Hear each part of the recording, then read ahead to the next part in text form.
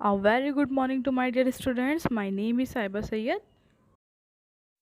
Saving the Gharial part 3, as we have done part 1 and part 2. Now we will proceed. Okay. The released Gharial were obviously being flushed down river out of the protected area and even into the sea. और जो पानी का बहाव इतना तेज़ था उससे वो फ्लश्ड हो गए, बह गए नदियों में, कुछ समुद्र में चले गए। जो उनका प्रोटेक्टेड एरिया था वहाँ से बेचारे बह गए, बाहर आ गए। वन वॉज सीन ऑन बीच, एक को बीच पर देखा। अदर इन मैंग्रोव्स, मैंग्रोव्स जो होता है वो ऐसे पेड़ होते हैं जिनकी जड़ें ज़मीन पर होती हैं, तो वो उसमें उलझ गए, टैंगल हो गए। एंड पोन्ड्स, तालाब में। Those that ended up in tributaries, tributaries मतलब जो छोटी सहायक नदियाँ होती हैं जो बड़ी नदियों से जाकर मिलती हैं, tributaries.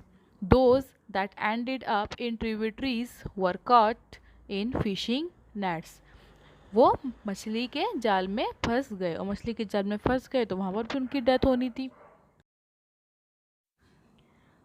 Fishing is a massive problem, fishing एक बहुत ही मैसिव, बहुत ही बड़ी प्रॉब्लम है।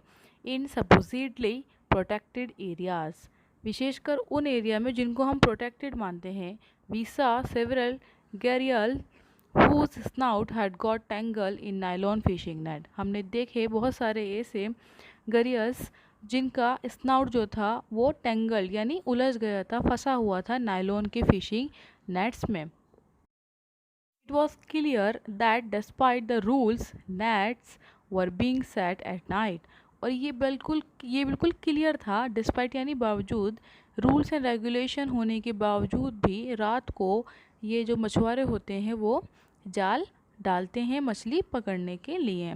एंटेंगलिंग gharials that tried to swim through them और attempted to eat the netted fish, और कुछ घड़ियाल ऐसे होंगे जिन्होंने ट्राई करा होगा खुद को बचाने के लिए, स्विम करने के लिए, या फिर नेट में फंसी हुई फिश को खाने के लिए, तो वो उसमें और ज़्यादा उलझ गए और मर गए।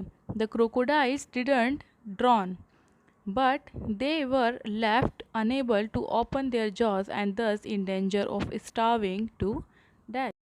क्रोकोडाइल्स जो थे वो डूबे नहीं, डूबने से उनकी मौत नहीं हुई, बट हुआ क्या, वो फंस गए, और फंसने से उनके जो जॉस थे, जो उनका मुंह था, स्नाउट था, जबड़े थे, वो बंद के बंद रह गए और मुंह उनका खुल नहीं पाया, और स्टार्विंग मतलब भूख, तो भूख से उनकी डेथ हो गई।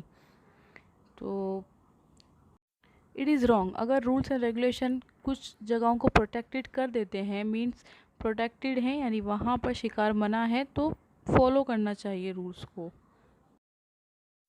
Clearly though the gharial is not in as much danger as before, ये तो साफ है कि अभी इतना डेंजर में नहीं है जितना पहले थे। But 30 years strategy of captive breeding has not been enough, लेकिन हमारी जो 30 साल की स्ट्रेटजी रही कैप्टिव ब्रीडिंग की, वो इनको बचाने में इतनी सक्षम, इतनी काफ़ी नहीं रही, ज़्यादा एफिशिएंट नहीं रही।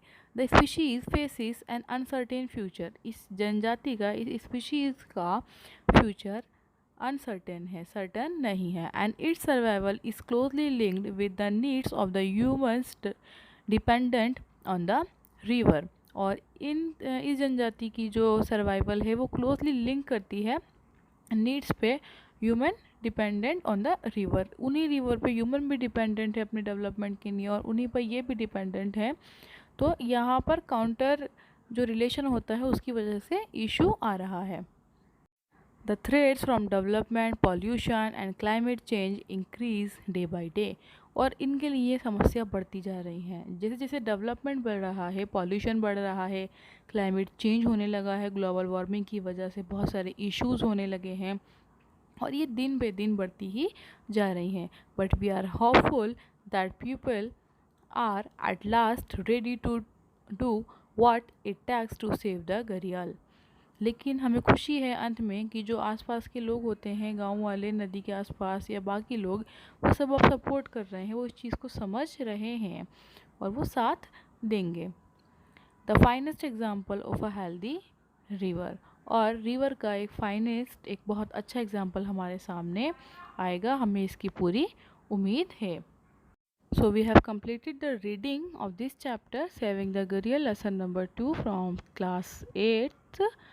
Now we will proceed question answer from our next class. Okay students, take care of yourself. Have a good day. Bye.